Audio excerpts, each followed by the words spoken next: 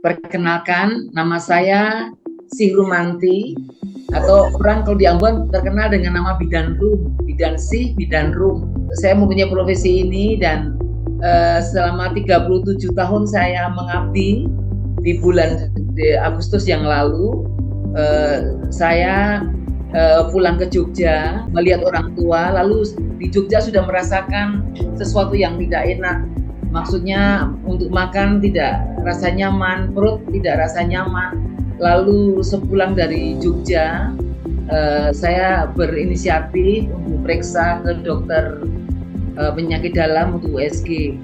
Dan pada saat itu hasil USG itu diperkirakan ada pembesaran di lever, ada asites di perut, ada asites di paru-paru, lalu ada kandungan juga ada terganggu, ada terjadi pembesaran di uteri. Lalu dokter sarankan untuk malam itu juga masuk di rumah sakit Lemena di Ambon. Lalu selama masuk di Lemena Ambon, saya ditemani suami saya, Bapak Deddy Manhutu. Kalau hari itu saya sudah shock karena semua penyakit yang gawat-gawat didiagnosa melalui hasil USG.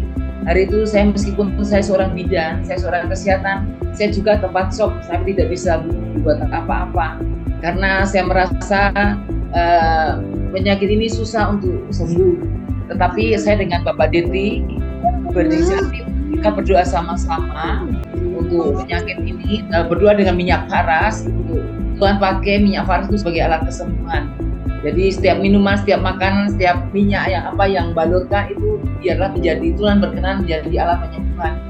Mulai saat itu saya opname di Rumah Sakit Lemena malam pertama, hari Rabu malam. Itu Bapak Deddy membalur minyak paras dari tengkuk sampai tulang ekor dan keseluruhan dada kanan kiri, lalu telapak kaki, telinga, lalu di bagian yang kurang nyaman. Itu berangsur setiap jam 1 kali. Tiap jam 1 kali sampai pagi. Dokter menginstruksikan jam 6 untuk pengambilan darah. Hasilnya jam 9 tuh hasilnya sudah ada.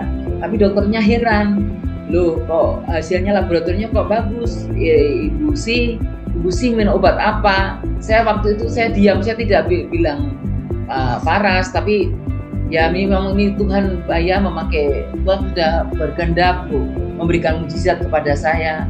Lalu dokter bilang, Ibu sih, saya tidak yakin dengan hasil laboratorium Ibu sih, nanti jam 11 diulang lagi ya. Lalu jam 11 diulang lagi. Nah sambil tunggu jam 11, suami saya Bapak Deddy Manhutu ini membalur terus jam sambil menunggu hasil pemeriksaan darah yang jam 11. Lalu jam 11 diulang lagi.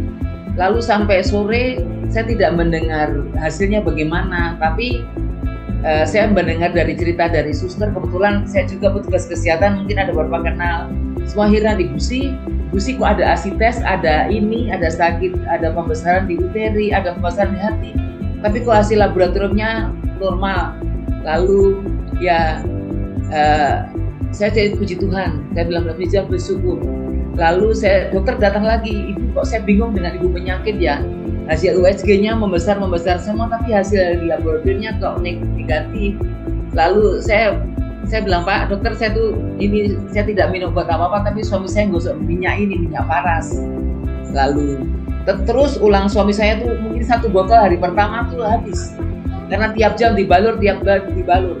Jadi saya merasakan manfaatnya, saya lebih tenang, saya bisa menghadapi karena memang badan sudah rasa nyaman dengan minyak paras ini. Lalu besok dokternya periksa hasil USG-nya, dokter bilang, Ibu ini ada pembesaran di miom uteri. Jadi kalau diagnosisnya orang bilang endometrium maligna. Jadi nanti arahnya ke situ. Saya sebagai bidan, saya sebagai petugas kesehatan, saya tahu apa yang dikatakan dokter. Nanti selanjutnya ke kanker ke CA. Tapi saya tetap berdoa dan tetap yakin. Suami saya tidak patah semangat. Saya bilang, suami saya kasih semangat, masih tidak boleh menangis. Saya itu juga sempat shock. Tidak boleh menangis, kita berdoa dengan minyak paras, kita berdoa dengan air aqua. Tuhan berkati supaya Tuhan sembuhkan. Jadi terus, lalu besok diperiksa lagi masih membesar. Tapi untuk dokter menyarankan untuk saya periksa CA125. CA125 ini segera untuk periksa di Prodia. Jadi untuk mengetahui apakah di tubuh saya ini ada sel kanker ganasnya atau tidak. Ternyata waktu kita periksa di Prodia, 3 hari kemudian selesai, dokternya terkejut karena hasil pemeriksaan CA125 yang menunjukkan adanya tumor, ada kanker ganas di dalam tubuh saya, nilainya 1732,6. Padanya itu yang normalnya cuma 35. Jadi sangat ngeri. Dokternya bilang, ibu sini sangat ngeri karena hasil CA125 tinggi sekali, 1732. Badannya yang normalnya cuma 35. Dengan demikian dari Rumah Sakit Lemina tidak bisa berbuat apa-apa. Kalau mau dirujuk ke Cipto Mangunkusumo. Jadi itu sekitar tanggal 29. Saya lalu rencana berangkat ke Jakarta tanggal 1 Desember tahun 2022. Saya berangkat ke Jakarta. Lalu saya sendiri karena suami saya ini juga ada riwayat jantung. Jadi saya tidak mau suami saya stres di sana atau tidak mau suami saya bingung. Kan biarlah saya menghadapi di sana saya sendiri, selama saya masih sendiri ada apa-apa saya selalu komunikasi. Akhirnya saya tanggal 1 berangkat ke Jakarta. Lalu selama perjalanan sampai di Jakarta itu saya balur terus, saya minta tolong ada adik itu balur terus 3 kali. Mulai saat itu saya konsumsi Samplus. Akhirnya tanggal 5 Desember saya periksa pertama di Rumah Sakit Cipto Mangunkusumo. Jadi menguras tenaga ya Bapak Ibu. Saya di Jakarta itu kan tinggalnya di Jakarta Timur, di Jantung, sedangkan Cipto tuh di Jakarta Selatan ya, di Jakarta Selatan dan Jakarta Pusat, jauh. Jadi jam 4 pagi saya sudah mesti antre karena BPJS, menggunakan fasilitas BPJS. Lalu sampai di sana saya diperiksa ke Dokter Objin. Dokter Objin tidak bilang apa-apa, cuma periksa ronsen, periksa darah, periksa USG, tapi onkologi khusus untuk kanker kandungan.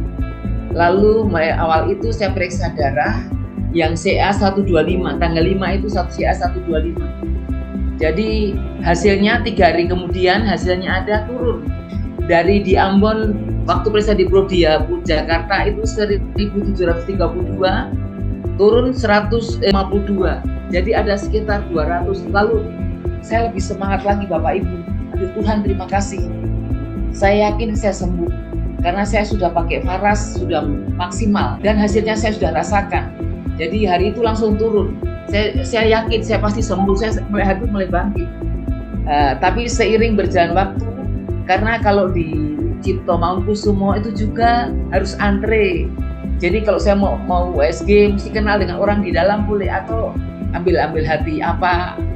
Hari itu saya bawa itu ya care hot ya.